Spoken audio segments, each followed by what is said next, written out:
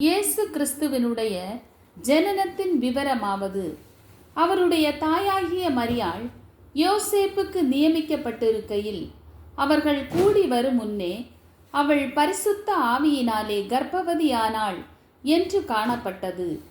அவள் புருஷனாகிய யோசேப்பு நீதிமானாயிருந்து அவளை அவமானப்படுத்த மனதில்லாமல் இரகசியமாய் அவளை தள்ளிவிட யோசனையாய் இருந்தான்.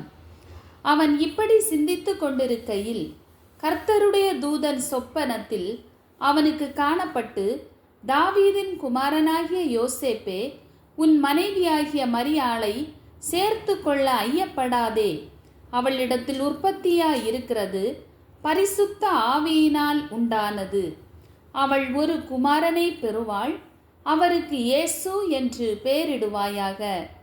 ஏனெனில் அவர் தமது ஜனங்களின் பாவங்களை நீக்கி அவர்களை இரட்சிப்பார் என்றான்.